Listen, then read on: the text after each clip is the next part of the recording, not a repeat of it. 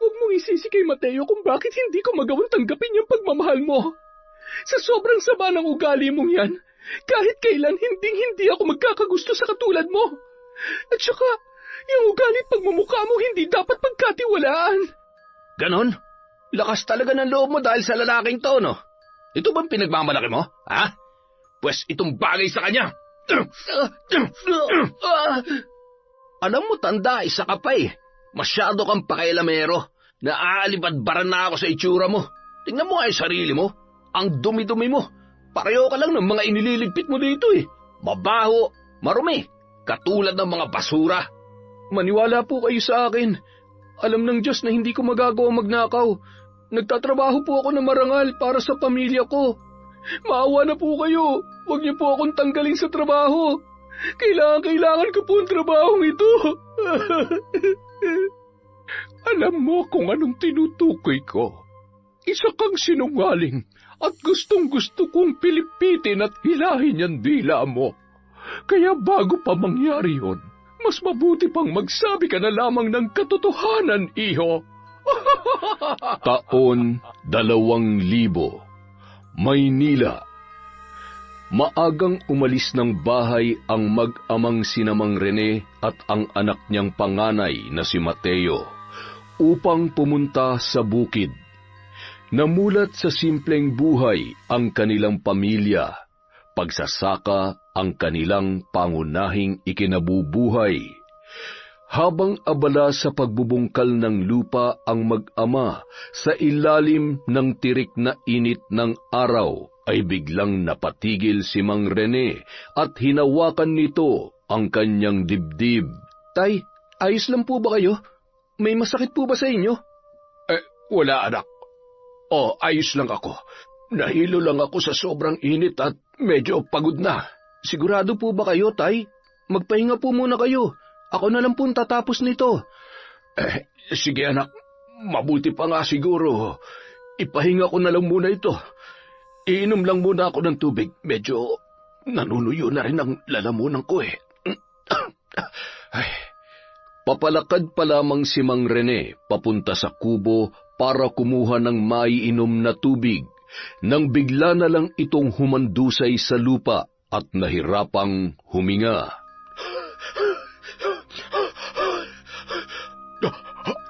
Tay! Tay! Tay!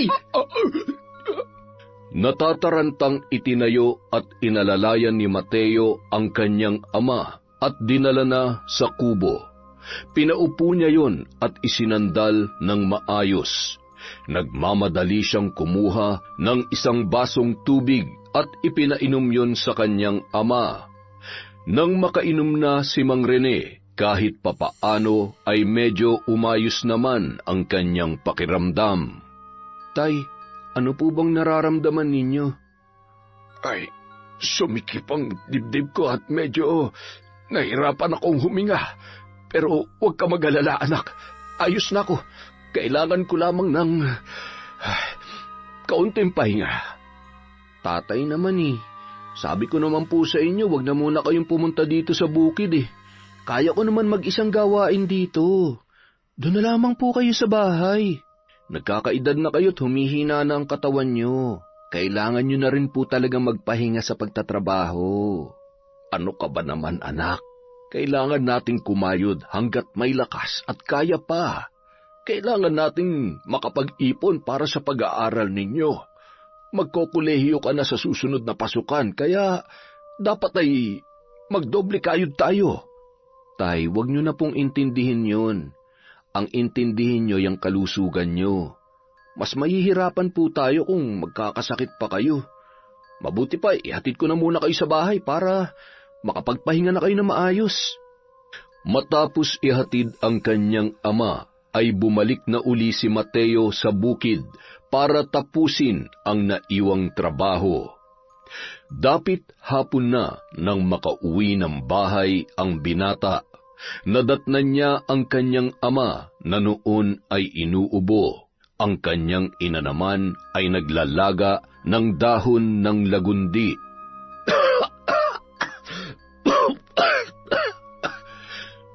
Tay, kailangan niyo munang ipahinga yan ha. Ako na po munang bahala. Magpagaling po muna kayo. Pero, anak, Tay, wag na po matigas ang ulo ninyo. Ay, kailangan niyo pong ingatan ang sarili niyo, Tay.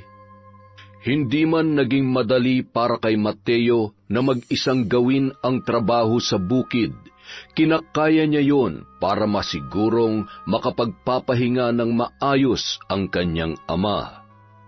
Makalipas ang ilang araw, wala pa ring pagbabago sa kalagayan ni Mang Rene. Hindi mapigilang mag-alala ng buong mag-anak, lalo na't napapansin nila na mas lalong lumulubha ang kanyang kalagayan. Isang gabi, nagising si Mateo at ang ina nito dahil sa walang humpay na pag-ubo ng kanyang ama. Nanginginig namang ibinuka ni Mang Rene ang hawak niyang panyo. Nag-aalala naman na nilapitan at natakot si Mateo nang makita ang dugo sa puting tela. Diyos ko, Tay, may kasama na pong dugo ang ubo ninyo. Hindi na lamang po simpleng ubo ang nararamdaman niyong yan. Nay, bukas ipatingin na po natin si tatay sa center. anak, ay, Wag na. dadagdag lamang yan sa gastusin natin. Nako, pwede bang paminsan-minsan ay bawasan mo yung katigasan ng ulo mo? Tama ang anak mo, kailangan mo na ng doktor para maagapan yung sakit mo. Saan naman tayo kukuha ng pampadoktor ko? Gastos lamang yan. Baka madala pa ito sa mga halamang gamot. Tay, mahalaga po ang kalusugan ninyo. Kailangan po namin kayo kaya dapat magpagaling kayo kaagad. Yung pera po na naipon para sa pag-aaral ko, gamitin na po muna natin sa pagpapacheck up ninyo, Tay. Pero anak, para yun sa sa pag-aaral mo, hindi pwede. Tay, mas importante po na gumaling kayo.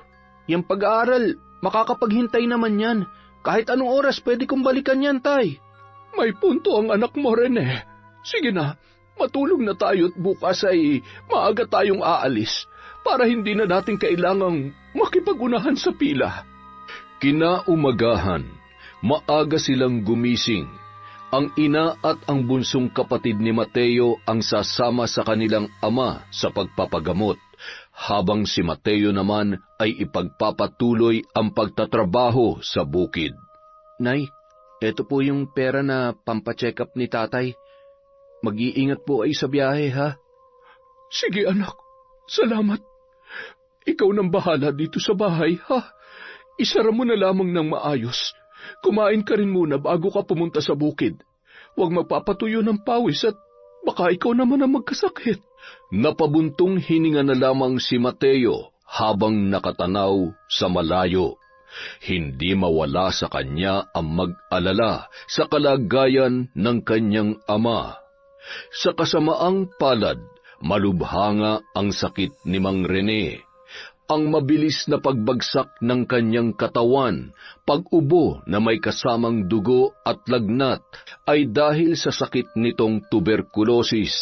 Mabuti na lamang malakas ang pangangatawan ng kanyang pamilya kaya walang nahawa sa kanya. Dahil sa nahihirapang huminga si Mang Rene, nanatili siya ng halos 2 linggo sa ospital. Bagamat may barangay at municipal health assistance, hindi pa rin sapat yon na pambayad sa bill sa naturang ospital.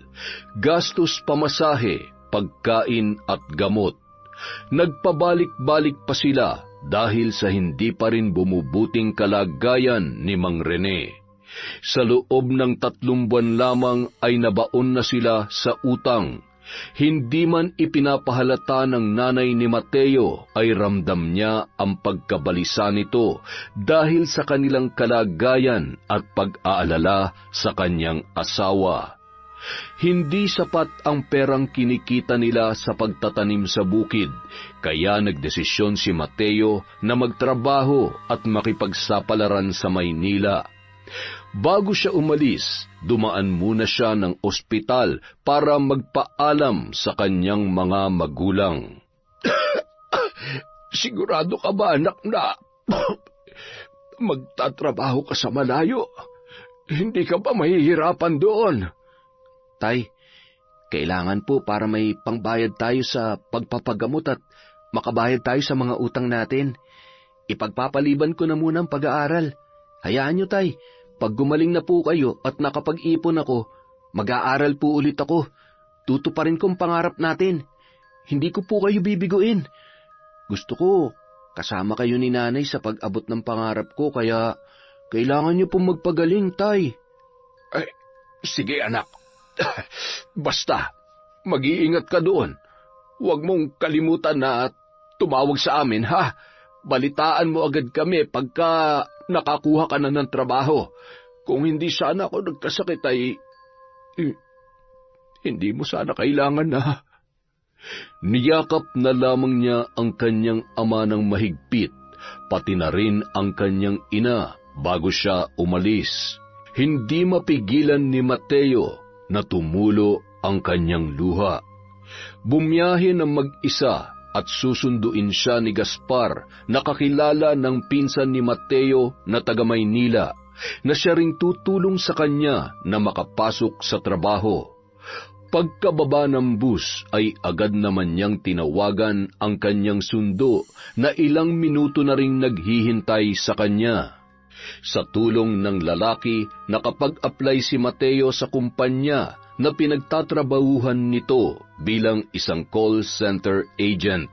Bagamat sekundarya lamang ang kanyang natapos, hindi yun naging balakid para makapasok siya agad sa trabaho dahil sa husay at abilidad nito sa pagsasalita. Hindi dapat ako panghinaan ng loob para to sa pamilya ko. Kailangan ko lang magtiwala sa sarili ko. Kaya ko to. Diyos ko, tulungan niyo po ako. Ipinapaubaya ko na po sa inyo ang aking magiging kapalaran dito sa Maynila. Alam kong hindi niyo naman po ako pababayaan. May tiwala po ako sa inyo. Madali niyang napasa ang interview at agad na nakapasok sa nasabing kumpanya. Naiiyak sa tuwa na tumawag ang lalaki sa kanyang ina para ipaalam ang magandang balita na labis namang ikinatuwa ng kanyang mga magulang.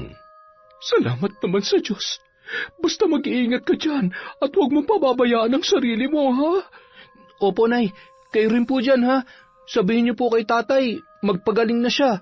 Magpapadala po ako agad ng pera pag sumahod na ako.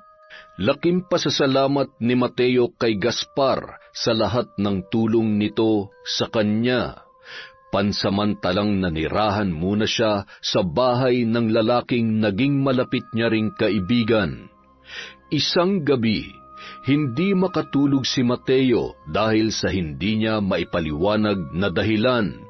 Nakahigaman ay buhay na buhay ang kanyang diwa at kahit anong posisyon ng paghiga ay hindi pa rin siya dinadalaw ng antok. Kinaumagahan, maagang nag-asikaso si Mateo upang pumasok at sumabak sa unang araw niyang trabaho bilang call center agent. Tol, ang aga mo namang gumising. Mukhang excited ka sa unang araw ng trabaho, ah. Oo, hindi nga ako nakatulog na maayos eh. Hindi ko alam kung kinakabahan ba ako o ano. Ano ka ba? Sa una lang yan mahirap, pero pag nagamay mo na, sisiw na lang yan sa'yo at para ka na lang naglalaro. Balita ko nga, ang galing mo daw mag-English at sumagot sa interview. Hindi naman. Mahilig lang kasi akong magbasa kaya marami akong baon na English. Sa unang linggo ng kanyang trabaho ay siya ang laman ng usap-usapan at tuksuhan. Bagamat baguhan ay pinag-iinitan ng mga mapanlait na mata ng ilan sa kanyang mga kasamahan. Kaya pala mukhang sunog ang kilay. Siguro lagi ka nakababad sa araw. Nakikita kaya siya sa dilim? Siguro kapag ngumiti. Tumigil nga kayo dyan. Mas mabuti pagalingan nyo na lang sa trabaho. Ay, akala mo naman kung sino kayong mga artistahin at gwapo. Sa kabila ng kulay at balat ni Mateo, hindi naman maikakaila ang taglay nitong kagwapuhan. May ibang nakikisabay sa tawanan ni na Marvin at may iba naman na palihim na napapatili sa kilig kapag nagsasalita ang binata. Mapapanganga ka kapag nagsalita na siya dahil napakaganda ng boses nito at napakagaling din bumigkas ng mga salita. Samantala, natuon naman ang tingin ni Mateo sa isang babae na noon ay sinasaway ang mga kasama na nagtatawanan. Tumabi yun sa kanya at matamis siyang nginitian. Hi, ako nga pala si Irish. Pagpasensyahan mo na sila ha. Ganyan lang talaga yung mga yan kapag may bago. Masasanay ka rin sa ugali nila. Ayos lang. Totoo naman ang sinabi nila kaya hindi naman ako na-offend. Sa bukid kasi ang trabaho ko kaya araw-araw bilad sa initan. Hindi ko naman yun kinakahiya. Basta wag mo na lang silang pansinin. Mananawa rin yan sa pangasar. Binigyan si Mateo ng kanyang TL ng kopya ng dapat niyang pag-aralan, ang mga dapat niyang gawin. Hindi rin naging problema sa kanya ang paggamit ng computer dahil kahit papaano ay natutunan niya ito nung itinuro yon sa kanilang eskwelahan. Sinimulan niya na ring kabisaduhin ang script kung paano sagutin ang customer kapag ito ay tumatawag. Makalipas ang ilang araw, natutunan agad ni Mateo ang sunod-sunod na gawain sa tulong na rin ni Irish. Ang galing mo naman. Ang bilis mong matuto. Samantalang yung iba dito sa atin, inaabot ng ilang buwan bago matutunan yung trabaho. Pinabilib mo ako doon ha. Matalino na, mabait pa. Hindi tulad ng iba dyan, puro lang yabang. Wala namang... Alam mo na. Salamat ha. Tsaka sa galing mo magturo, talagang kahit sino naman matututo ka agad. Ay sus, nambola pa? Hindi totoong sinasabi ko. Pabulong na nagtatawanan ang dalawa habang si Marvin naman nakakunot ang noo na nakatingin sa kanila. Inis na inis ito dahil hindi man lang siya magawang pansinin ni Irish na matagal niya nang sinusuyo. Samantalang si Mateo na halos ilang araw pa lamang nakikilala ng babae ay nagawa na nitong makipagbiruan. Pagsapit ng 5:00, nagsimula ng mag-asikasong magligpit ng mga gamit ang mga katrabaho ni Mateo. Oras na kasi ng uwian. Ang iba may kanya-kanya pang ginagawa, may nagsusuklay at ang iba naman ay papunta sa banyo. Hay, salamat. Natapos din na maghapong pagsagot sa mga tawag ng makukulit at... Hay, sige Mateo, mauna na ako ha. Bukas na lang ulit. Ingat ka sa pag-uwi mo. Samantala, habang naglalakad si Mateo palabas ng gusali, nagmamadali namang patakbong naglakad si Marvin at sinadyang banggain ang binata. Dahilan para mabangga din ang medyo may kaedaran ng lalaki na nooy kasalubong niya na may dalang walis at mga kagamitan sa paglilinis. Natumba ang matanda at agad namang inalalayan ni Mateo na tumayo. Napakatatanga! Parang harang kasi kayo sa daan. Tumabi nga kayo dyan. Ayos lang po ba kayo? Pasensya na po kayo, Manong. Hindi ko sinasadya. Alam ko, iho. Hindi mo naman kasalanan. Napakawalang modo talaga ng Marvin na yon. Teka. Mukhang ngayon lang kita nakita dito, ha. Baguhan ka lang, ano? Opo. Mahigit 1 linggo pa lang po ako dito. Ay, ganun ba? Ako nga pala si Tonyo. Ikaw, anong pangalan mo? Mateo po. Mag-iingat ka sa taong yon, Mateo. Napakagaspang ng ugali noon. Palagi yun laman ng kaguluhan dito. Hindi naman matanggal-tanggal na may-ari kasi, alam mo na, malakas ang kapit dito sa kumpanya at may kahusayan rin naman. Kaya yan, lumaki ang ulo. Marami din ang hindi tumagal at nagsisialisan dahil sa kanya. Kaya ikaw, wag mo na lang siyang pansinin ha, kung gusto mong magtagal dito sa trabaho mo. Nagpasalamat si Mateo sa paalala ng matanda. Simula noon napadalas na ang pagkikita ng dalawa. Tuwing pumapasok si Mateo, palagi siyang inaabangan ng matanda. Malayo pa lamang ang binata ay nakikilala na siya ni Mang Tonyo dahil sa napakatamis niyang pagngiti. Madalas rin niyang inaabutan yon ng kung anong pagkain. Napakabait talaga ni Mateo. Maswerte ang mga magulang niya sa kanya. Sana'y tumagal siya sa kumpanyang ito. Matapos ang isang buwang pagtatrabaho, nakatanggap na si Mateo ng sahod. Agad siyang nagpadala ng pera sa kanyang pamilya sa probinsya. Nanatili muna si Mateo sa apartment ni Gaspar dahil hindi pa sapat ang kanyang kinikita para makalipat dahil mas inuuna niya ang pagpapagamot ng kanyang ama. Hindi naman tumanggi si Gaspar sa pakiusap ng kaibigan dahil nagbibigay naman ito ng ambag sa renta. Masayang-masaya ang mag-asawa nang matanggap ang kanyang perang ipinadala. Kahit papaano ay meron na silang panggastos para sa pagkain at pagpapagamot kay Mang Rene. Mateo anak, salamat ha. Malaking halaga itong ipinadala mo. Nagtira ka ba para sa sarili mo? Naku, wag po kayong mag-alala, Nay. Ako po ang bahala dito. Kasyang-kasya pa po ang pera ko hanggang sa susunod na sahod ko. Anak, wag mong pababayaan ang sarili mo dyan ha. Baka naman hindi ka na kumakain ng maayos sa kakatipid mo. Nagpatuloy ang kanilang usapan at hindi maipagkakaila na sa kabila ng puyat at pagod sa trabaho ay gumagaan ang pakiramdam niya kapag nakakausap niya ang kanyang mga magulang at kapatid. Isang araw, nakasalubong ni Mateo si Marvin habang papunta siya sa kantin. Kung ano-ano na naman ang mga panlalait na sinabi ni Marvin sa lalaki at narinig na naman yon ni Mang Tonyo na napailing-iling na lamang sa inaasal ng hambog na binata.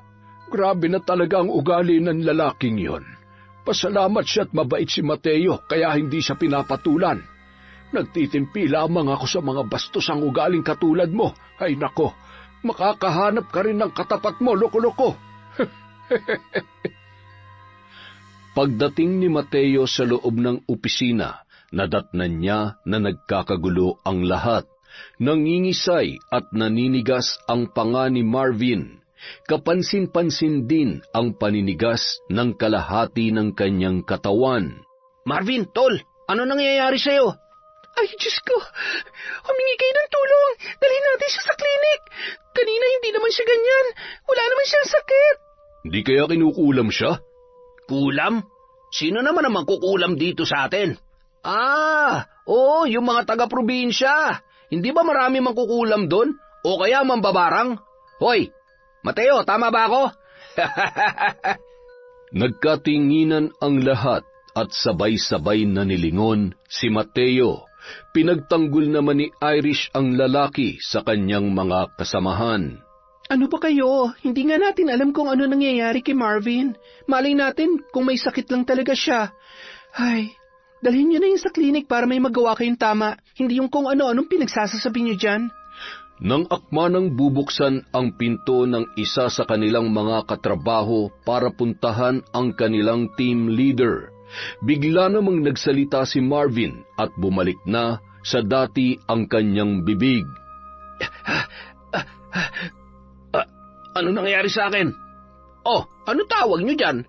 Bigla na lang naging okay si Marvin? Ganyan na nangyayari kapag pinaglalaruan, kinukulam o binabarang. Taga-probinsya ako kaya alam ko yan. Eh, sino naman ang gagawa nito sa kanya? Bakit ngayon lang ito nangyari kay Marvin? Sino ba may galit kay Marvin para ipakulam siya o kaya ipabarang? Hindi kaya ang lalaki na yan ang may gawa nito sa akin? Siya lang naman ang nakasalubong ko kanina at kung makatingin akala mo. Ano ba, Marvin? Bakit ba lagi mo nalang pinag-iinitan si Mateo? Wala kayong karapatan na husgahan ng isang tao na wala kayong sapat na ebidensya. Hindi naman dahil kagagaling lang sa probinsya at baguhan ay ginaganyan nyo na. Alam mo kasi Marvin, bawasan mo yung kagaspangan ng ugali mo. Alam mo, sana nga binabarang ka na para naman mabago yung ugali mo. Kita mo na? Baka pati ikaw ginayuman na ng lalaking yan kaya nagkakagusto ka na sa kanya at ganun mo na lang siya ipagtanggol. Wala ka na talagang matinong naiisip, no? Napakarumi ng utak mo. Mabait si Mateo at alam kong hindi niya kayang gawin ang binibintang niyo sa kanya. Sa inyong dalawa, isama mo na rin yung mga kaibigan mo, mas higit na dapat pagkatiwalaan si Mateo. Inawat na lamang ni Mateo si Irish para hindi na patulan si Marvin. Lumabas na muna saglit ang dalawa para humupa ang tensyon sa pagitan nila. Tingnan nyo, parang aso na sunod ng sunod si Irish sa lalaking yun. Hindi kaya ginayuma talaga ng mokong na yun si Irish? Di ba kayo nagtataka? Halos 1 buwan pa lang sila magkakilala. Tapos ganun na lang siya kaklose sa lalaking yun. Baka nga may relasyon na yung dalawa eh. Puisit na yan. Dahil sa nangyari, isang maitim na plano ang naisip ni Marvin kasama ang kanyang mga kaibigan. Matapos ang kanilang shift, nagmamadali itong lumabas kasama ang kanyang mga katropa. Nang makalabas na sila sa building, ay hinintay nilang lumabas sina Mateo at Irish. Hinarang nila ang binata at hinawakan ng 2 lalaki ang braso nito. Sinikmuraan ni Marvin si Mateo kaya hindi ito nakapanlaban. Walang hiya ka? Kabago-bago mo lang dito, ang lakas ng loob mong taluhin ako. Hindi mo pa yata ako kilala. Ano ba Marvin? Tikilan niyo na nga si Mateo, wala naman siyang ginagawa masama sa inyo Bitiwan niyo siya, ano ba? Simula nang dumating yan dito, mas lalong lumayo ang loob mo sa akin. Bakit? Ano bang pinakain sa'yo ng lalaking yan, ha? Hindi mo pa nga alam ang tunay na pagkatao niyan Huwag mong isisi kay Mateo kung bakit hindi ko magawang tanggapin yung pagmamahal mo. Sa sobrang sama ng ugali mo yan. Kahit kailan, hindi ako magkakagusto sa katulad mo. At saka, yung ugali at pagmumukha mo hindi dapat pagkatiwalaan. Ganon. Malakas na talaga ang loob mo dahil sa lalaking to. Ito bang ipinagmamalaki mo? Pwes itong bagay sa kanya. Sa gitna ng kaguluhang yun, siya namang pagdating ni Mantonio at nakita ang pangyayari. Sinubukan sana ng matanda na awatin ang mga lalaki, ngunit sa sobrang lakas ng pagkakatulak ni Marvin, natumba si Mang Tonyo. Alam mo, tanda, isa ka pa Masyado kang pakailamero.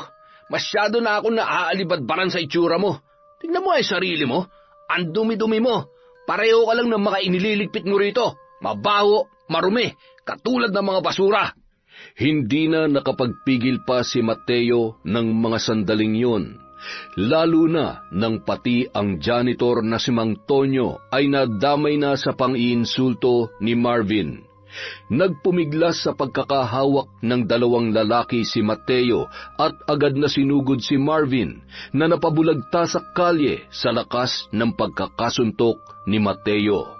Sumusobra ka na, Marvin. Wala akong ginagawa masama sa'yo. Trabahong pinunta ko dito, hindi ang makipag-away sa'yo. Ayaw ko lang pumatol sa katulad mo kaya nagtitimpi ako na patulang ka. Pero hindi ko maatim na pati si Mang Tonyo babastusin mo. Hindi ka na naawa sa matanda? Ganyan ka ba pinalaki ng mga magulang mo? O kahit sila hindi mo rin nirerespeto? Alam mo Marvin, naaawa ako sa'yo. Siguro kulang ka lang sa atensyon kaya ka nagkakaganyan. Wala kang pakialam. Gagawin ko kung anong gusto ko at walang makakapigil sa akin kahit na ikaw. Tandaan mo yan! Nagsitakbuhan ang mga kaibigan ni Marvin nang dumating ang 2 gwardya para sila ay awatin. Tinulungan ni Mateo na makatayo ang matanda.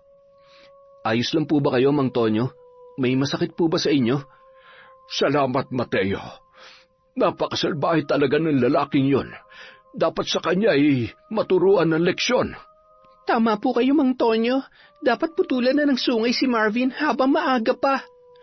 Inalalayan na lamang ni Mateo ang matanda sa paglalakad at sabay-sabay na silang 3 na pumunta sa sakayan ng jeep para umuwi.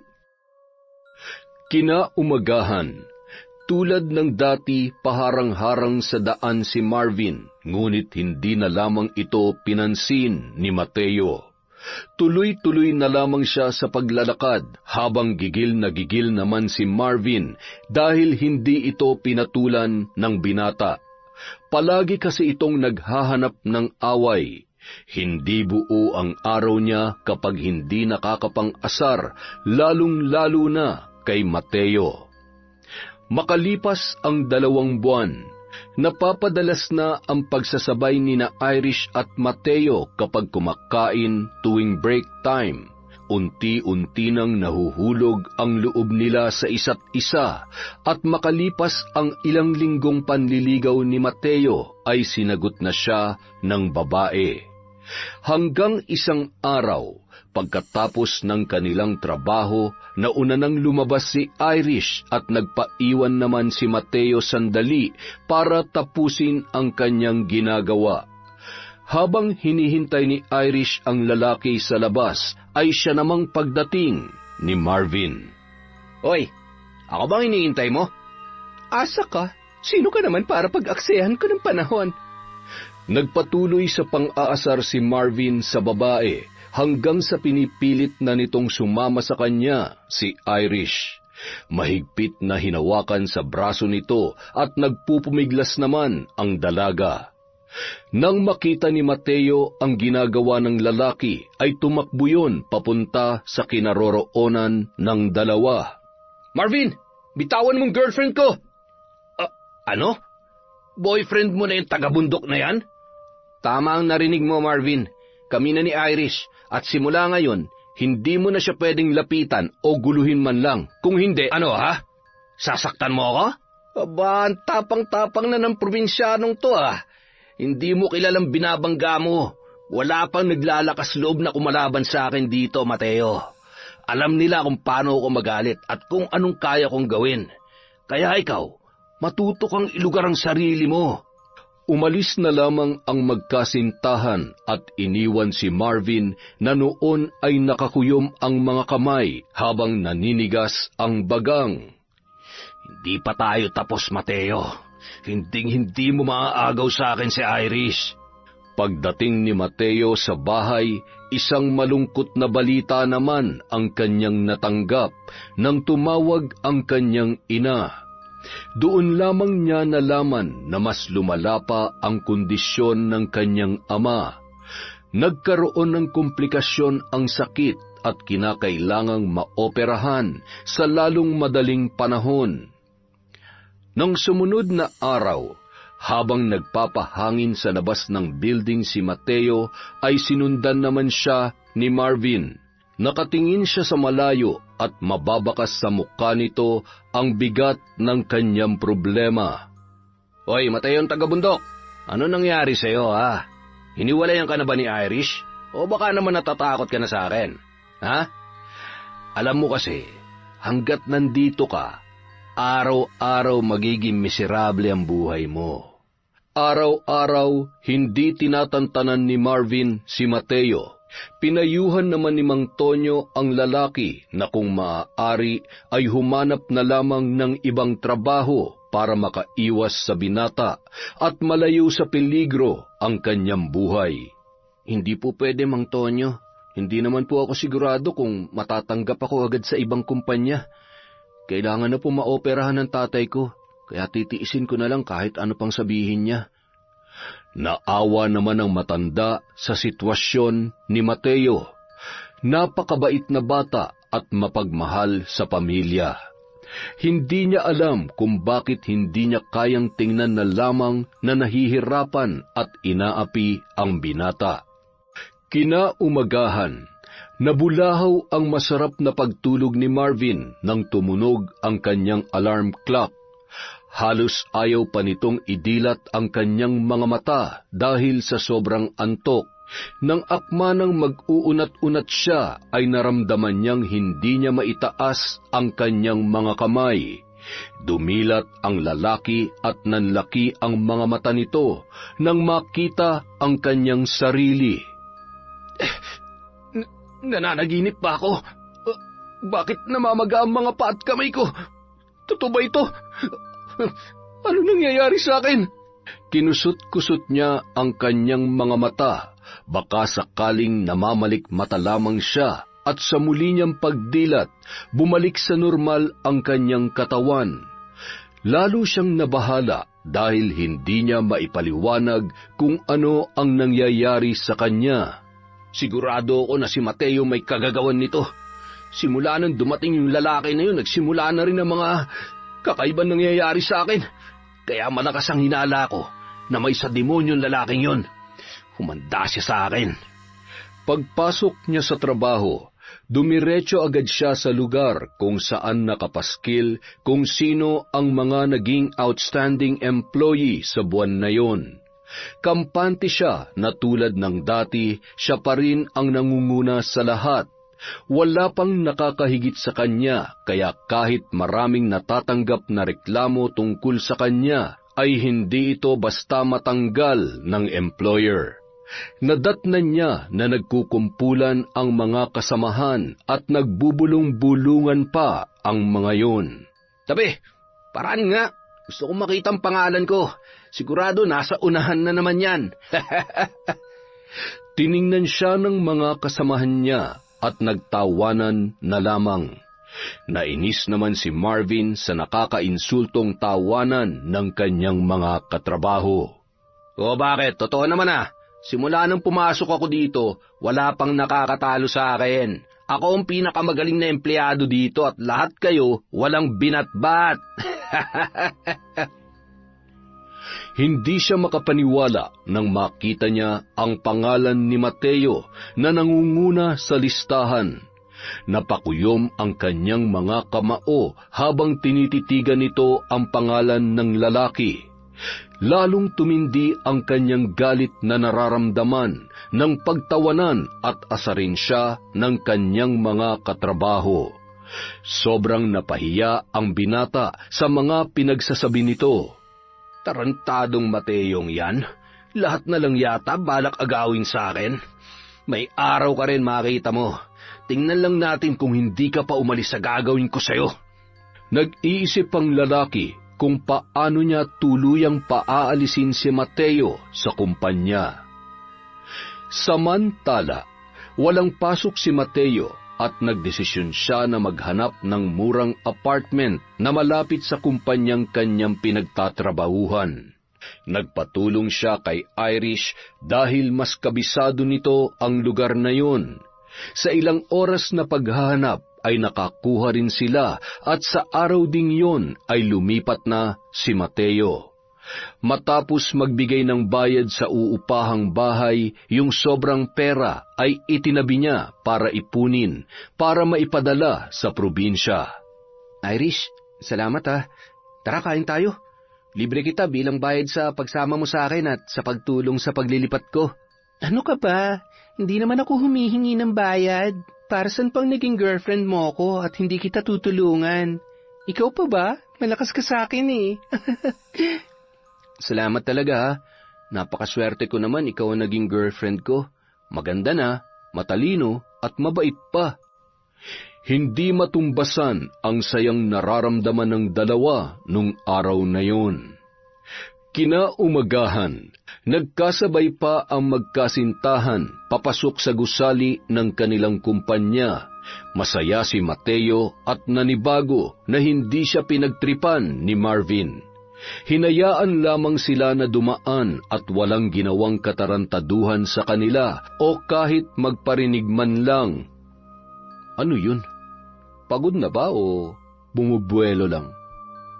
Huwag mo na lang pansinin. Baka nagsawa na sa pang-aasar sa'yo.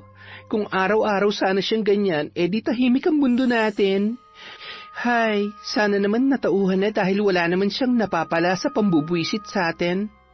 Iginugol na lamang nila ang oras sa trabaho, ngunit pasimple naman silang sinusulyapan ni Marvin at ng mga kaibigan nito. Pagdating ng lunch break, pumunta muna saglit sa locker room si Mateo para tumawag sa kanyang ina. at kumustahin ang kalagayan ng kanyang ama. Hindi rin siya nagtagal dahil naghihintay si Irish sa kantin para sabay silang kumain. Nagmamadali ang binata na lumabas at nakasalubong ang kanyang katrabahong lalaki na noon ay papunta rin sa nasabing silid. Tiningnan siya ng malagkit ng lalaki at parang pinagdududahan ang kanyang mga kilos. Nang bumalik sila sa trabaho, nadatnan ng dalawa na humahagulgol ang isa sa kanilang mga katrabaho dahil nawawala daw ang pera nito na ipapadala sana sa kanyang kapatid na nag-aaral. Sino naman kaya ang walang pusong kukuha nun? Hindi na naawa. Pinaghirapan ng tao tapos ganun na lang kabilis na kawin ng walang kahirap-hirap. Nakarating na sa kanilang TL ang nangyari at tinanong nito kung sino ang huling pumasok sa silid na yon. Ayon naman sa nakakita kay Mateo, siya ang huling nakita roon at nagmamadaling lumabas. Ma'am, hindi malabo na si Mateo nga ang kumuha ng pera. Balita ko, kailangan niya ng malaking pera para sa operasyon ng kanyang amay. Siguro natukso siyang kunin dahil malaking tulong na rin yon para sa kanila. Tumigil ka nga, Marvin. Hindi yun sapat na dahilan para magnakaw si Mateo. Bakit? Nakita mo ba na siya talaga ang kumuha? Nandun ka ba nung ginawa niya yon? Ang lakas naman ng loob mo na pagbintangan si Mateo. Maniwala po kayo, hindi ko po yung kayang gawin. Oo, kailangan ko ng pera at laki ako sa hirap. Pero ni minsan, hindi po sumagi sa isip ko na kumuha ng pera ng iba. Ay nako, huwag ka na magmalinis, Mateo. Ilabas mo na para matapos na to. Bakit pa parang siguradong-sigurado ka na si Mateo nga ang kumuha? Siguro may kinalaman ka dito, no? Siguro plinano mo lahat ng to para mapagbintangan si Mateo. Di ba gusto mo na siyang mapaalis dito? Pwede ba tigilan mo nga ako, Irish? Baka mapahiya ka. Paano kung tama ang sinasabi ko, ha? Kilala na kita, Marvin. Alam kong kaya mong gawin ang lahat kapag gusto mo. Kaya hindi malabong mangyari ang sinasabi ko. Tingnan natin. Mabuti pa para magkaalaman na, isa-isahin natin ang mga gamit natin para mapatunayan kung sino talaga ang kumuha. Sumang-ayon naman ang lahat at inisa-isa ng kanilang team leader na kapkapan sila, ngunit wala itong nakuha, lalo na kay Mateo. Muling nagsalita si Marvin at sinabi na bakit hindi halughugin ang kanilang locker. Baka doon itinago ang nawawalang pera. Sabay-sabay silang pumunta sa locker room at unang binuksan ang locker ni Marvin. Mapang-asar yung tumawa dahil walang nakita sa loob noon. Halos maubos ng tingnan ang lahat ng locker maliban sa locker ni Mateo. Biglang nakaramdam ng kaba ang binata. Oh, Mateo, bakit parang nanginginig ka, ha? Kinakabahan ka ba dahil mabibisto ng tunay na kulay mo? Maniwala po kayo. Hindi totoong binibintang ni Marvin sa akin. O bakit parang kabadong-kabado ka na? Huwag kang kabahan kung hindi naman ikaw ang kumuha. Tingnan na lang natin. Si Marvin na ang nagboluntaryo na halughugin ang locker ni Mateo. Nang buksan lahat ng zipper ng bag ni Mateo, tumambad sa lahat ang pera na nagkakahalagang 20,000 piso at yun nga ang pera na nawawala ng isa sa mga kasamahan nila. Oh, anong ibig sabihin nito? Magsisinungaling ka pa ba, Mateo? Heto ng ebidensya. Ikaw nga ang kumuha ng pera. Isang iglap lang nakatanggap ng malakas na suntok si Mateo mula sa kanyang katrabaho na nawalan ng pera at inawat ang dalawa ng kanyang team leader at pinapunta sa opisina ng kanilang boss para magpaliwanag. Labis na nagmakaawa ang lalaki at pilit nitong itinatanggi na hindi siya ang kumuha ng pera, pero hindi ito naging sapat para paniwalaan nila si Mateo. Noon lamang kasi nangyari ang ganoong insidente sa kanilang opisina. Maniwala po kayo sa akin. Alam ng Diyos na hindi ko magagawang magnakaw. Nagtatrabaho po ako ng marangal para sa pamilya ko. Maawa po kayo, huwag niyo po akong tanggalin sa trabaho. Kailangan ko po ang trabahong ito. Hindi na pinakinggan ang pagmamakaawa ni Mateo. Sa halip ay nasuspindi siya ng 1 linggo habang iniimbestigahan pa ang totoong nangyari. Walang nagawa ang binata kundi ang lumabas ng silid at humagulgol na lamang. Nakita naman yun ni Mantonio at sa matanda niya inilabas ang kanyang sama ng loob. Huwag ka mag-alala, Mateo. Lalabas din ang totoo. Alam kong inosente ka sa binibintang nila. Sigurado ko na yang si Marvin ang may kagagawan. Gusto ka niya lamang mapaalis sa kumpanya. Hindi niya matanggap na nakahanap na siya ng katapat. Hayaan mo, tutulungan kita para mapaamin niyang salbahing yan. Po, paano niyo po gagawin yun? Basta ako nang bahala. Magtiwala ka lamang sa akin. Naghanap na mapagkakakitaan si Mateo habang hindi pa siya nakakabalik sa trabaho. Sa tulong ni Irish, pansamantalang namasukan siya bilang tindero ng isda sa pwesto ng tiyuhin ng dalaga. Nataon namang nagawi si Marvin at ang kanyang mga barkada sa palengke kaya pinagtawanan siya ng mga yun. Hindi na lang ito pinansin ni Mateo at nagpatuloy na lamang sa kanyang ginagawa.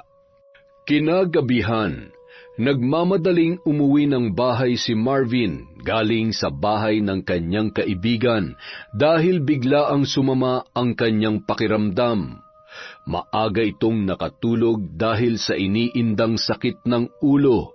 Bigla siyang bumangon nang maramdaman niyang tila nahihirapan siyang huminga. Maya-maya may naririnig siyang mga bulong na tinatawag ang kanyang pangalan. Napatingin siya sa bintana na noon ay nililipad ang kurtina dahil sa lakas ng hangin. Sino ka? Lumabas ka! Anong kailangan mo sa akin? Aamin ka o papatayin kita? Anong aaminin ko? Hindi ko alam ang sinasabi mo. Alam mo kung ano ang tinutukoy ko. Isa kang sinungaling at gustong-gusto kong pilipitin at hilahin yung dila mo. Kaya bago pa mangyari yun, mas mabuti pang magsabi ka na lamang ng katotohanan, iho.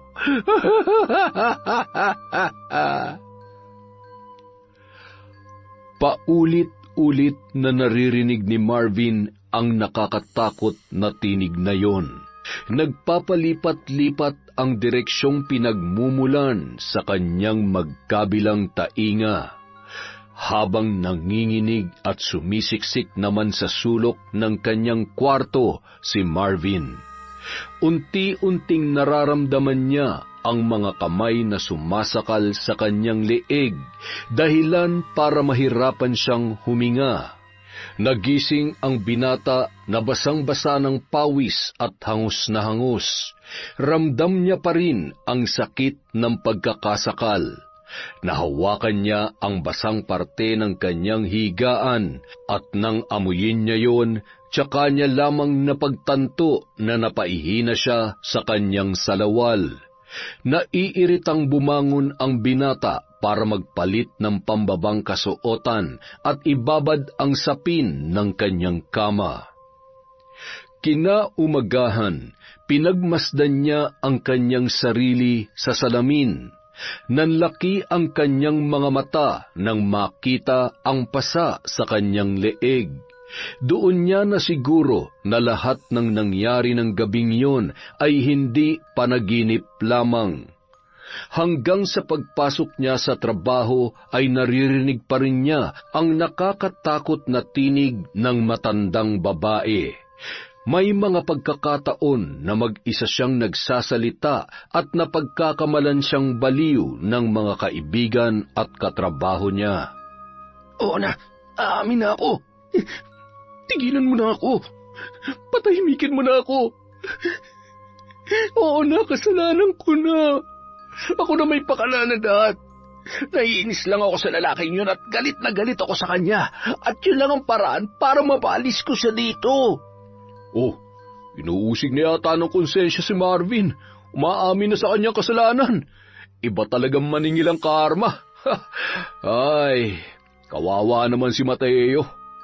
Napilitang tanggalin sa trabaho ng pamunuan ng kumpanya ang lalaki dahil sa nangyari at wala na rin sa tamang pag-iisip para magampanan ang kanyang tungkulin. Makalipas ang 3 araw ay agad namang pinuntahan ni Irish ang kasintahan para ipaalam ang magandang balita na pinababalik na siya sa trabaho. Totoo ba yung sinasabi mo, Irish? Sinasabi ko na nga ba si Marvin talagang naglagay ng pera sa bag ko eh. Napakasama talaga ng ugali nun. Buti naman at tinatablan pa siya ng konsensya. Bigla namang pumasok sa isip ni Mateo ang sinabi ni Mang Tonyo. Hindi niya alam kung paano napaamin si Marvin dahil sa pagkakakilala niya dito ay hindi ito basta-basta nagpapatalo. Kinaumagahan, pagbalik ni Mateo sa trabaho, agad niyang pinuntahan ang matanda para kausapin. Ay, mabuti naman iho at nakabalik ka na sa trabaho. Hindi ba sabi ko sa iyo ako nang bahala. Tutulungan kita. Maraming salamat po, Mang Tonyo, pero paano po yun? Ano pong ginawa niyo kay Marvin? Huwag mo nang isipin yon. Ang mahalaga, nalinis mo ang pangalan mo at sisiguraduhin ko na magtatanda ang Marvin na yon. Paano po at... Huwag nang madaming tanong, Mateo. Basta ito ang tandaan mo, dahil sa kabutihan ng iyong puso, handa kitang tulungan. Basta magsabi ka lang, pera lang sa pera, ha? Pagdating sa bagay na yun ay problema yan ng lahat ng tao. Bakit nakakunot yan noo mo? Huwag ka mag-alala, malalaman mo rin sa takdang panahon. Sige na, babalik na ako sa trabaho ko. Malalim na buntong hininga at tila hindi kumbinsidong ngiti na lamang ang itinugon ni Mateo sa matanda dahil hindi niya rin ito mapilit na sabihin kung ano ang totoo. Humingi naman ng pasensya ang kanyang mga katrabaho dahil naniwala sila kay Marvin. Nagbigay din ng kaunting halagang tulong ang mga katrabaho niya para sa pagpapagamot ng kanyang ama, na labis niya namang ipinagpapasalamat. Samantala, magulo at pabugso-bugso pa rin ang emosyon ni Marvin. Madalas yung nasa labas ng building at nagmamasid. Hindi pa tayo tapos, Mateo. Sige, magsaya ka ngayon dahil isang araw, hindi mo nagugustuhin mabuhay sa gagawin ko sa'yo. Hindi ako papayag na isang katulad mo lang napipitsuging probinsyano magpapabagsak sa akin. Hindi pa isinilang ang taong makakatalo sa akin. Araw-araw, walang ginawa si Marvin kundi ang magpakalasing at inaabangan kung saan madalas dumaan si Mateo pauwi sa kanyang apartment. Naglalakad lamang ang binata dahil hindi naman gaanong kalayuan ang tinitirhan nito mula sa kanilang trabaho. Sa tuwing nakakasalubong niya si Marvin ay iniiwasan niya na lamang ang lalaki dahil walang mangyayaring maganda kung ito ay papatulan niya. Akala mo kung sinong santo? Bait-baitang ka. Tingnan lang natin kung hindi lumabas ang totoong ugali mo sa gagawin ko sa'yo. Samantala, nag-aagaw ang liwanag at dilim nang pauwi na si Irish sa bahay galing sa kanyang trabaho. Hindi siya naihatid ni Mateo dahil may importanteng lakad ang kanyang kasintahan. Nakaramdam ang babae na parang may sumusunod sa kanya. Maya-maya, bigla na lang may tumakip sa kanyang bibig mula sa kanyang likuran. Sino ka? Bitawan mo ako! Hindi nagtagal, nawalan ng malay ang babae dahil sa panyong may gamot na itinakip sa kanyang bibig. Paggising ni Irish, nakatali na ang kanyang kamay at paa sa isang upuan. Iginala ang paningin nito at doon niya napagtanto na nasa loob siya ng isang abandonadong gusali. Tulong! Tulungan niyo ako! Bigla namang dumating ang isang lalaki na may hawak na kutsilyo at abot tainga ang ngiti. Marvin, anong gagawin mo sa akin? Pakawalan mo ako, hayop ka talaga! Tulong! Tulungan niyo ako! Shh! Irish naman. Pwede ba huwag kang magsisigaw? Masasayang lang ang laway mo dahil walang makakarinig sa'yo dito. Anong kailangan mo sa akin? Sa'yo? Wala, pero sa boyfriend mo meron. Pero pwede rin namang kitang mapakinabangan. Total, matagal na akong patay na patay sa'yo eh. Kaya lang, hindi mo ako pinapansin. May pagkaisnabera ka at suplada. Demonyo ka talaga, Marvin. Huwag mo sasaktan si Mateo. Wala naman siyang ginagawa masama sa iyo, ah. Hindi mo na matanggap na wala ka palang binatbat sa kanya. Puro ka lang yabang. Dahil sa kanyang narinig, hinawakan sa leeg ni Marvin si Irish at tinutukan ng kutsilyo. Anong sinabi mo? Bawi mo yung sinabi mo. Hayop! Tingnan lang natin kung hanggang saan ang tapang niya kapag nalaman niya na nasa akin ka. Kinabukasan, nagtaka si Mateo dahil mag-aalas 8 na ay hindi pa rin dumarating si Irish. Bigla siyang kinabahan dahil ni minsan hindi pa ito na-late sa trabaho. Sinubukan niyang tawagan yon, ngunit hindi nito makontak ang dalaga. Hindi mapakali ang lalaki kaya minabuti nitong magpaalam na mag-half day sa trabaho para alamin ang kalagayan ng kanyang kasintahan. Pagdating ni Mateo sa apartment ng babae, wala itong nadatnan at ayon sa mga kasamahan nito, kagabi pa raw hindi umuwi si Irish. Hindi niya na yon natawagan pagka-uwi niya nung gabing yon dahil nakatulog siya sa sobrang pagod. Ang buong akala niya ay ligtas na nakauwi yon sa bahay. Madalas kasi silang nakakatulog at nakakaligtaan ng mag-text o tumawag kapag sila ay napagod buong araw. Maya-maya, biglang tumunog ang kanyang cellphone at may tumatawag na hindi niya kilalang numero. Mateo! Sigurado ngayon hinahanap mo na si Irish. Tama ba ako? Gusto ko lang malaman mo na kung gusto mo pa siyang makitang buhay, pumunta ka sa address na ibibigay ko. Marvin, nakikiusap ako. Huwag na huwag mo sasaktan si Irish. Relax. Hindi ko naman siya sasaktan, lalo na kung bibilisan mo at susunod ka sa magiging usapan natin. Mag-isang tinungo ni Mateo ang address na binigay ni Marvin. Hindi siya humingi ng tulong dahil yon ang bilin ng lalaki. Halos mahigit 1 oras niyang binaybay ang daan patungo sa lugar na yon. Malayo at luma na ang abandonadong gusali na bumungad sa kanya.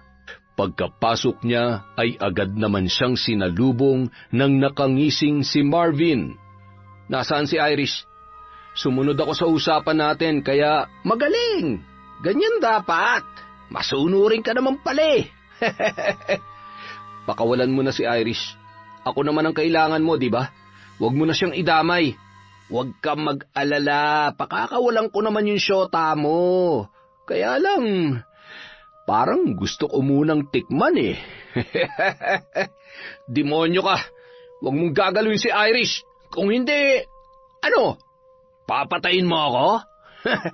Isa lang ang lalabas na buhay sa atin dalawa rito at sinisiguro ko sa'yo na ako yun. Buong puwersang sinuntok ni Mateo si Marvin. Tumulo ang dugo noon kung saan tumama ang nanginginig na mga kamao ng galit na binata. Lalo tuloy nagngit-ngit si Marvin nang makita ang pagtulo ng kanyang dugo. dahilan para magpatuloy ang suntukan at nagpagulong-gulong ang dalawa. Nang mapaibabawan ni Marvin si Mateo ay binunot niya ang kutsilyo mula sa kanyang bulsa. Ano? Lalaban ka pa, ha? Gusto mo bang itara ko dyan sa leg mo to, ha? Walang kasing lakas na pinilipit ni Mateo ang braso ni Marvin hanggang sa mabitawan ang kutsilyong hawak nito. Itinulak at tinadyakan niya ang pribadong bahagi ng katawan nito dahilan para mamilipit yon sa sakit. Susugurin niya sanang muli si Marvin nang biglang may humawak sa kanyang braso. Humahalakhak ang mga yon at patuloy naman siya sa pagpupumiglas. Tinali ang mga kamay nito at ibinitin ang lalaki sa tapat kung saan nakagapos ang kanyang kasintahan na si Irish. Hayop ka, Mateo. Ngayon pagmasdan mo kung paano ko pagsasawaan ang maganda at napaka-sexy mong girlfriend. Wag! Bitiwan mo ako! Mateo! Tulong! Tumigil ka, Marvin! Napakasama mo! Hindi magkamayaw sa kasisigaw si Mateo na punong-puno ng galit para kay Marvin at awa naman para sa kanyang kasintahan na si Irish. Habang pinagsasamantalahan yon sa kanyang harapan, kumuha naman ng tubo ang dalawang kaibigan ni Marvin at walang awang pinaghahampas si Mateo. Demonyo ka, Marvin! Pagbabayad ka sa ginawa mo kay Irish. Wala kaming ginagawang kasalanan sa'yo para gawin mo to sa kanya. Hayop ka! Isinusumpa ko. Kapag nakawala ako dito, pagbabayaran mong lahat ng ito. Subukan man ni Irish ang lahat ng kanyang magagawa, wala pa rin siyang laban kay Marvin. Matapos sikmuraan ng malakas ang babae, bigla yun nawalan ng malay. Binuhat ng dalawang lalaki ang walang malay na si Irish. Nakakapagod yun ah. Sige na mga pre, alam nyo na kung anong dapat gawin dyan. Saan nyo dadalhin si Irish? Anong gagawin nyo sa kanya? Pakawalan niyo ako dito! Pakawalan niyo ako!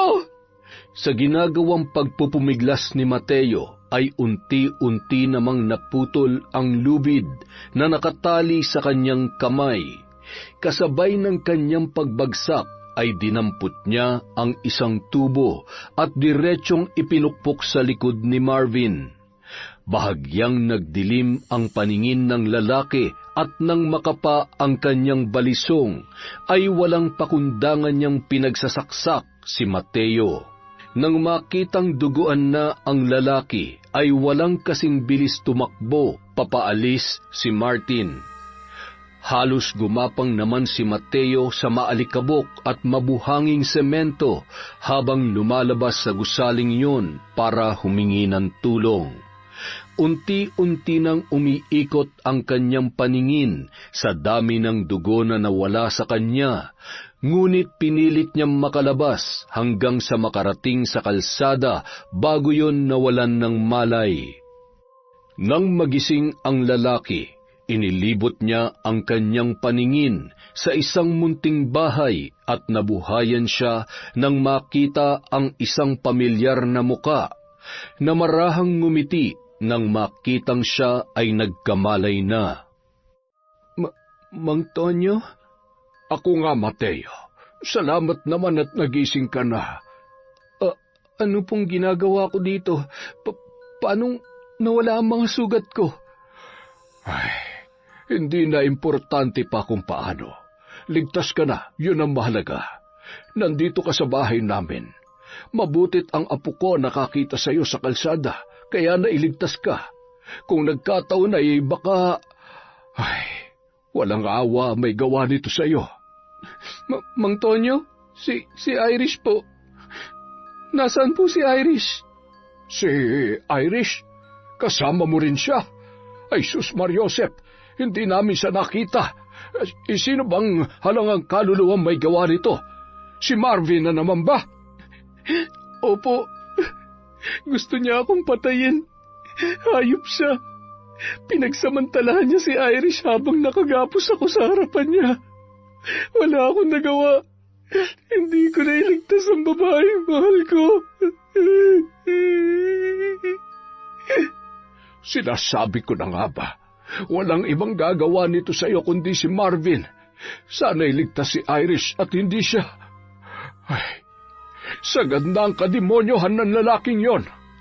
Ikinwento ni Mateo sa matanda ang mga natatandaan niya nangyari ng mga oras na yun. Nanginginig pa sa sobrang galit si Mateo dahil wala siyang ibang gusto kundi ang maghiganti sa ginawa ni Marvin sa kanila ng kanyang girlfriend. Hindi ako titigil, Mang Tonyo, hanggat hindi ko nahahanap si Marvin. Pagbabayarin ko siya sa ginawa niya sa akin. Ipaghihiganti ko ang kahiyupang ginawa niya kay Irish. Kailangan ko makita si Irish. Hanapin ko siya. Huwag kang mag-alala. Tutulungan ka namin para lumabas si Marvin sa kung saang lunggaman siya nagtatago ngayon. Isang magaling na mambabarang ang asawa ko na si Azon. Probinsyana din siya at tubong sikihor. Kinailangan niya lamang tumakas sa mga mapanghusgang tao. Nakilala ko siya dito sa Maynila at tinulungan ko na magbagong buhay. Pinili niyang talikuran ng kanyang nakaraan. Pero handa kaming gawin ulit yon para sa'yo, para masuklian ang kabutihan mo. Hindi ko rin maaatim na walang gawin para tulungan ka.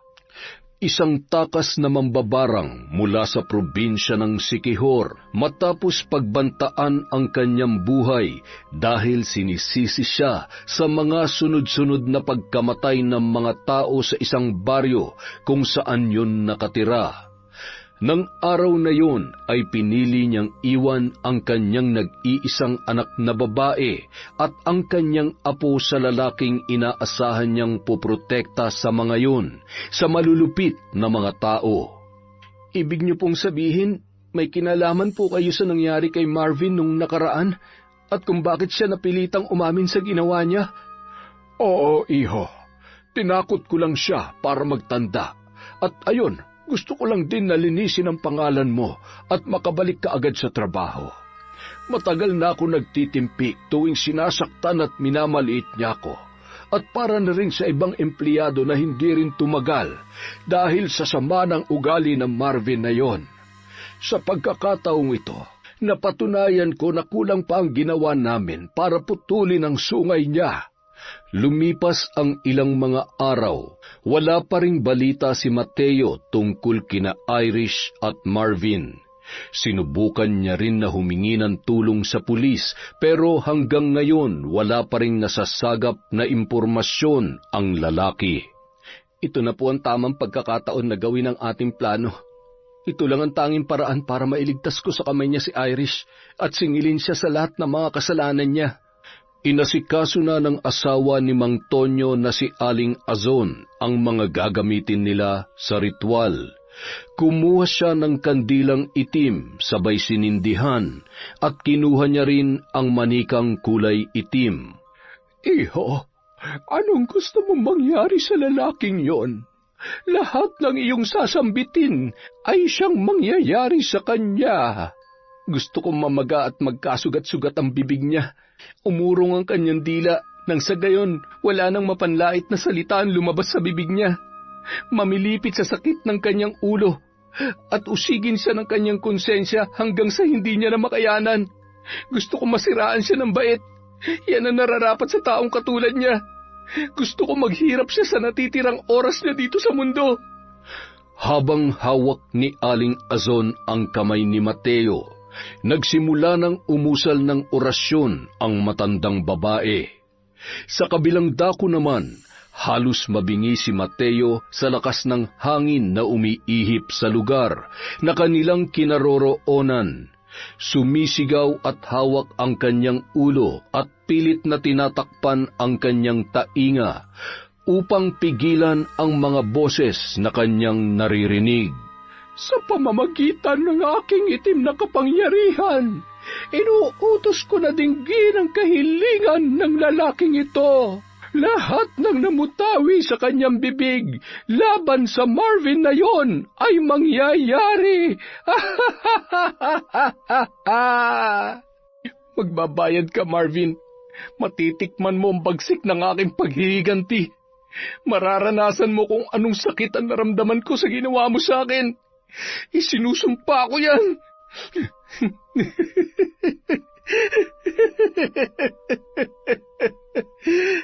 Samantala, patuloy na naririnig ang halakhak ng isang lalaki at ang matinis na tinig ng isang bruhang mambabarang. Unti-unti ring namamaga ang kanyang bibig at parang lupang tigang na nagbibiyak-biyak ang kanyang labi. Nagsisigaw sa sobrang hapdi at tumitilamsik ang dugo mula roon. Aray! Tama na! Tigilan niyo na ako! Hindi ko na kaya! Sabay-sabay na ang sakit na nararamdaman ni Marvin. Unti-unting nagdidilim ang kanyang paningin at tumutulo ang mga nanlalamig niyang pawis. Maya-maya, naaninagan niya ang isang lalaki na papalapit sa kanya. Sugatan at may hawak na balisong na tumutulo ang dugo. Mababakas sa mata noon ang kagustuhang siya ay patayin anumang oras. Wag! Maawa ka! Huwag ka lalapit sa akin! Pinatay na kita! Patay ka na! Maawa? Bakit? Dininig mo bang pagmamakaawa ko sa'yo? Hindi, di ba? Kaya kung nagawa mo akong patayin, magagawa ko rin yun sa'yo. Huwag, Mateo! Nagsisisi na ako sa mga nagawa ko sa'yo. Nakikiusap ako sa'yo. Nasaan si Irish? Saan mo siya dinala? Sabihin mo! Patay na siya. Napatay ko rin siya. Hindi mo na siya makikita pa.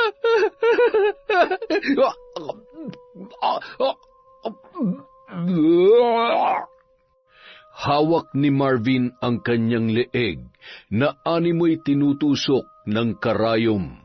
Gusto niyang sumigaw at patuloy na magsalita laban kay Mateo, ngunit wala ni katiting na boses ang lumalabas sa kanyang bibig. Samantala, muling bumalik ang espiritu ni Mateo sa kanyang katawan. Tumutulo ang kanyang luha at butil-butil na pawis. Bumitaw na ang lalaki sa pagkakahawak sa kamay ng matanda. Ipagpatuloy lang po natin ang pagpapahirap sa kanya hanggang sa lumabas na siya sa pinagtataguan niya at sumuko sa mga pulis. Kilala kong pagkatao ni Marvin. Hinding-hindi yun basta susuko. Hindi sapat na makulong siya para magtanda. Makalipas ang isang linggo, hindi pa rin gumagaling si Marvin. Sa tulong ng kanyang kaibigan na may alam kung saan siya pwedeng ipagamot, ay bumiyahe sila ng malayo papuntang probinsya ng Quezon para doon magpatingin sa isang albularyo. Mahigit kalahating araw bago nila narating ang lugar, pagdating nila sa bahay ng manggagamot ay nadatnan nila ang mahabang pila ng tao na halos mga dayo rin sa lugar na yon para magpagamot. Kailangan natin mag-antay, Marvin, kung gusto mong gumaling ka. Wala tayong magagawa kundi ang sumunod sa pila. Saad ng kaibigan ni Marvin nang nagpupumilit na siyang sumingit sa pila. Tanging senyas ng kamay lamang ang ginagamit ni Marvin kung gusto nitong makipag-usap dahil sa tuluyan ng umurong ang kanyang dila. Matinding paghihiganti ang dahilan kung bakit ito ginagawa sa iyo, iho. Ano bang kasalanan mo sa taong yon? At ganun na lamang katindi ang kanyang pambabarang sa iyo. Maraming gustong sabihin ang binata, ngunit walang maintindihan ang albularyo sa kanya. Nang ibalin ang tingin ng albularyo sa kasama ni Marvin, hindi na ito umiimik dahil sa takot. Naisip nito na hindi imposibleng mangyari din sa kanya ang ginawa kay Marvin, lalo na tinutulungan niya yon. Hindi ko maipapangako na gagaling ka agad sa isang gamutan. Susubukan kong kontrahin ang kapangyarihan ng mambabarang na may gawa nito sa iyo. Gamit ang antigo at benditadong medalyon, nagsimulang mag-usal ng orasyon ang matandang albularyo at pagkatapos ay hinaplos ang lieg ni Marvin. Kumuha ang manggagamot ng 7 dahon ng pandan at dinikdik yun hanggang sa lumabas ang katas at inorasyonan, tsaka ipinahid sa ulo ng binata. Samantala, habang umuusal ng orasyon si Aling Azon ay bigla itong nakaramdam ng kakaiba. May kumukontra sa aking kapangyarihan. Natitiyak ko na humingi siya ng tulong sa isang albularyo. Pero huwag kang mag-alala, Mateo. Hindi ako titigil sa ginagawa ko at pagpapalakas ng sumpa sa lalaking yon. Hanggat hindi niya napagbabayaran ang ginawa niya sa iyo, lalong-lalo na sa iyong kasintahan. Kinabukasan, bumalik sa trabaho si Mateo sa kabila ng kanyang pinagdadaanan. Naging usap-usapan sa kumpanya ang nangyari sa kanila, lalo na kay Irish na hanggang sa mga oras na yon ay hindi pa rin natatagpuan. Samantala, nagpabalik-balik si Marvin kasama ang mga kaibigan nito sa albularyo hanggang sa manumbalik yun sa normal. Sa wakas, magaling na ako. Alam ko may kinalaman si Mateo sa lahat na nangyari sa akin. Antibay mo rin Sa kabila ng lahat, buhay ka pa rin. Nakampante si Marvin na tuluyan ng nawala ang barang na ginawa sa kanya. Makalipas lamang ang isang araw, nagsimula na naman itong makaramdam ng kakaiba. Hindi magkamayaw sa pagsigaw sa sobrang sakit ng kanyang ulo, at may kung anong insekto na lumalabas sa kanyang ilong. Para rin siyang dinuduyan sa ere sa sobrang pagkahilo, dahilan para maglakad yun na animoy lasing. Tinawagan niya ang kanyang mga kaibigan, ngunit ni isa ay walang sumasagot sa kanya. Walang nagawa ang lalaki kundi ang bumalik sa albularyo. Nanghihina na bumiyahe mag-isa si Marvin sa kagustuhan nitong mawala ang sakit. Mas pinili na lang niyang wag sumakay sa pampublikong sasakyan para mapadali ang kanyang pagbiyahe. Naghanap siya ng mauupahang sasakyan at nagbayad ng malaking halaga para ihatid siya sa pupuntahang lugar. Oh, iho, ikaw na naman. Di ba magaling ka na? Yun din po ang itatanong ko sa inyo. Bakit po bumalik na naman ang nararamdaman ko? Akala ko po ba'y nakontra nyo ng mambabarang na yun? Kumalma ka lang. Sandali nga. Akin na yung kamay mo. Hinawakan ng albularyo ang kamay ni Marvin. Pumikit at nagsimulang magdasal. May kakaibang naramdaman ang albularyo at muli niyang tinanong ang binata. Tapatin mo nga ako, iho. Marami ka bang kagalit o kaaway? Bakit ho? Dahil mukhang hindi lamang iisa may gawa nito sa iyo. Ho? Anong ibig niyo sabihin? Aray. Iba na ang gumagawa nito sa iyo ngayon. Nararamdaman ko na mas matindi ang galit ng gumagawa nito kesa noong una. Pero parehong kapangyarihan ang kanilang ginagamit. Mas mabisa nga lamang at mas malakas ngayon. Hindi ko lang mabatid kung ano ang koneksyon nila sa isa't isa. Meron ka bang nakaaway na pamilya ng mambabarang? Wala po akong maisip. Tanging si Mateo lamang ang alam kong pwedeng gumawa nito sa akin. Sige na po, tulungan niyo po ako ulit. Hindi ko na po talaga kaya. Ayan na naman, ang sakit. Muling sinubukang kontrahin ng albularyo ang ginagawa ng mambabarang, ngunit sa pagkakataong yun, tila mas malakas ang orasyon na ginagawa sa kanya. Puno ng puot at galit ang puso ng taong ito, kaya ang mabuti mong gawin, humingi ka na lamang ng tawad.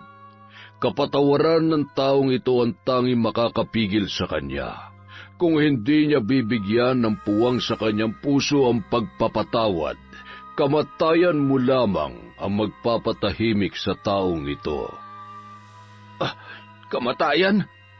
Hindi pwede. Hindi ako pwede mamatay. Ayoko. Pakiusap, tulungan niyo po ako. Nababatid ko na malalim ang dahilan ng kanyang galit. Nararamdaman ko rin ang bigat at kasamaan sa mga mata mo. Hindi na ako mamamagitan pa. Diyos na ang bahala magpasya kung ililigtas ka niya. Nagawa ko na kung ano ang dapat kong gawin. Makalipas ang ilang oras, nakarating na si Marvin sa lugar kung saan siya nagtatago.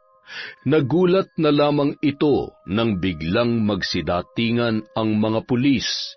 Lumabas ang lalaki mula sa pintuan sa likod ng kanilang bahay at mabilis na tumakbo at nagtago sa may damuhan. Ngunit hindi niya natakasan pa ang mga pulis.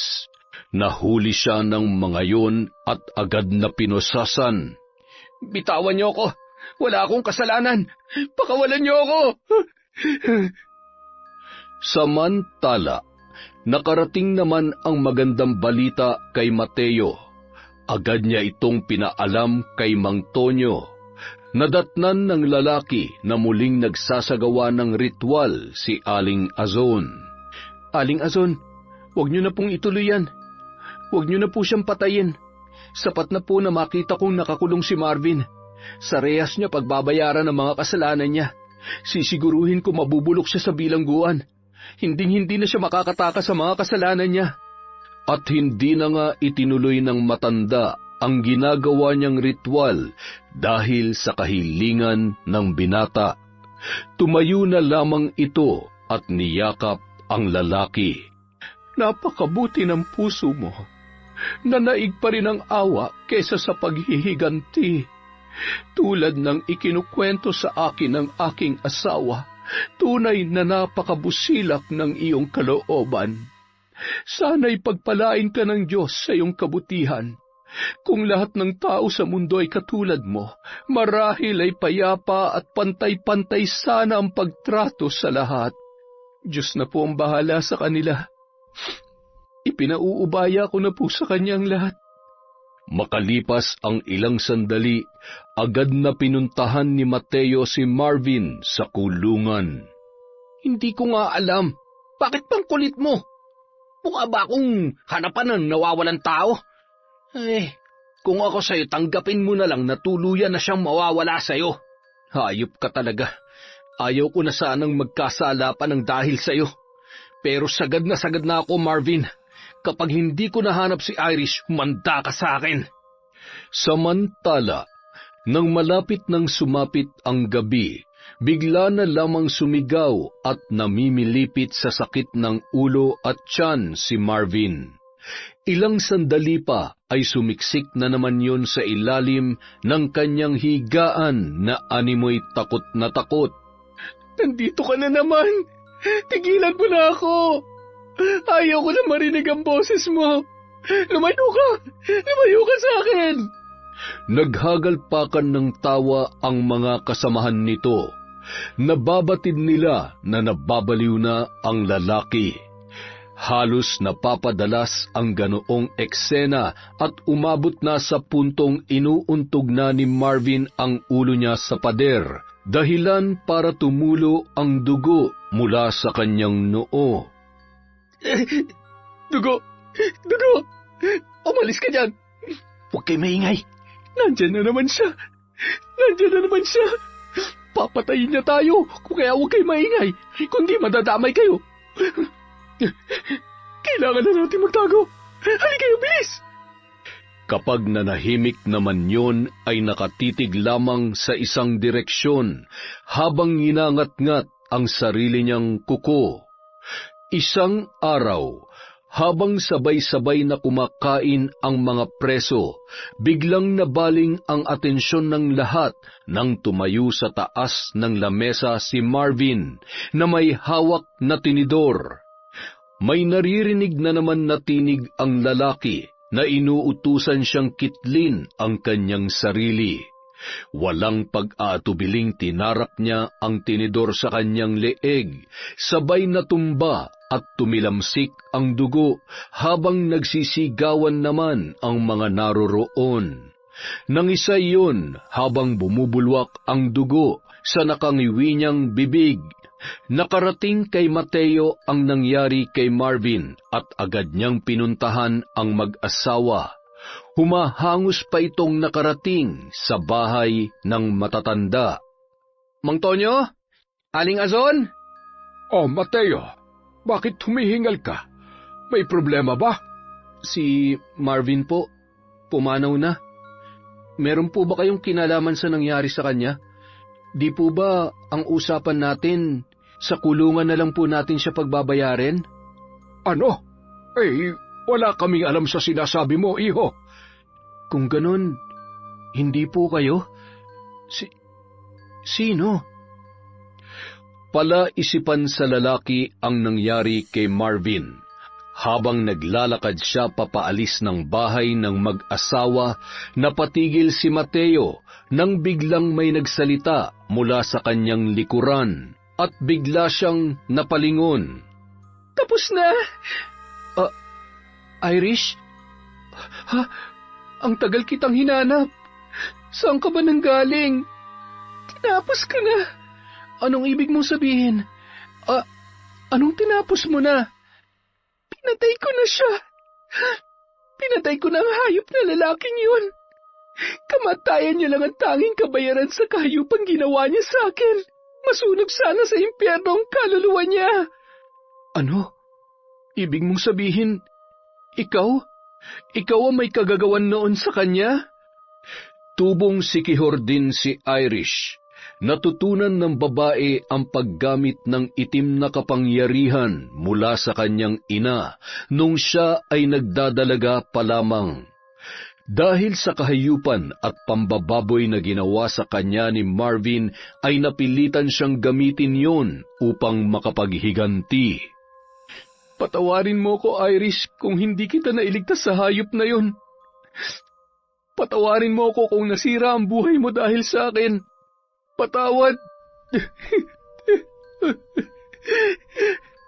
Wala kang kasalanan, Mateo.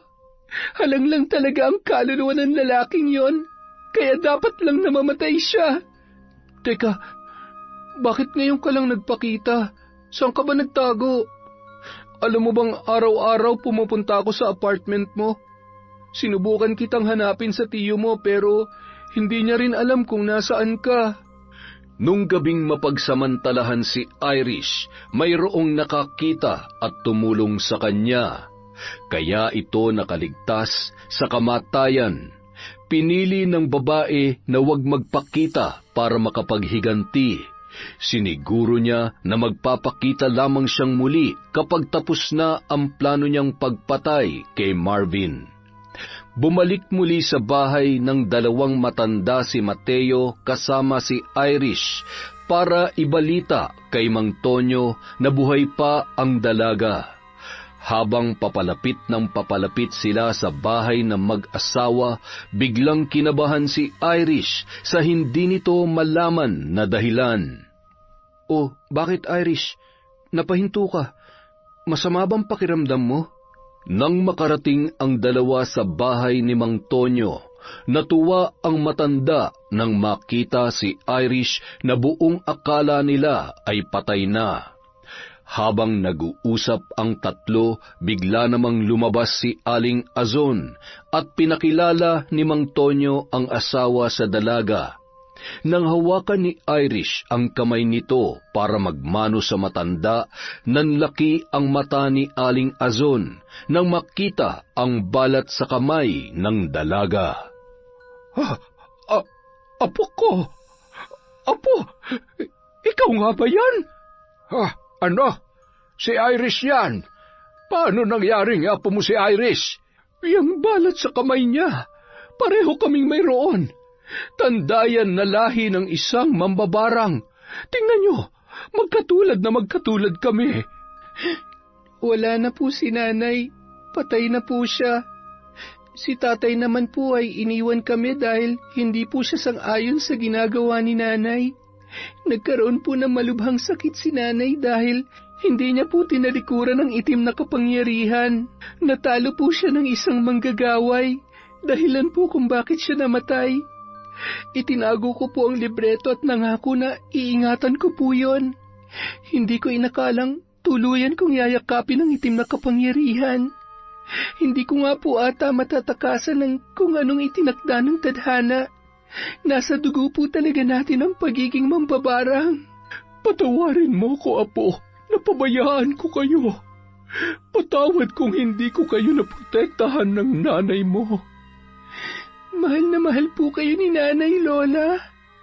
Nagkalayo man po kayo, masaya siya na ligtas kayo sa mga kamay ng tao. Bago siya namatay, binili niya po sa akin na hanapin ko po kayo. Siguro kung nasaan man siya ngayon, masayang-masaya na siya dahil natagpuan ko po kayo. Ay, tingnan mo nga naman ang pagkakataon, oo. Napakaliit talaga ng mundo.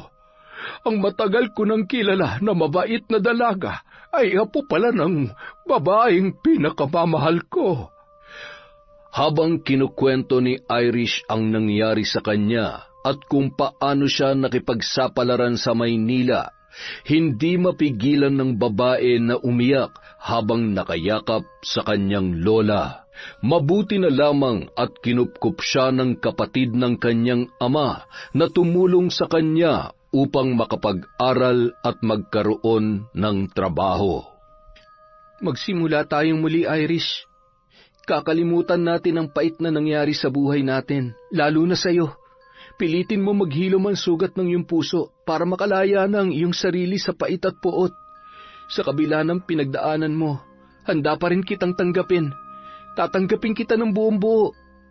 Sabay nating palayain ang ating mga sarili sa madilim na nakaraan. Gusto ko, pagkatapos ng lahat ng ito, piliin pa rin natin na maging masaya.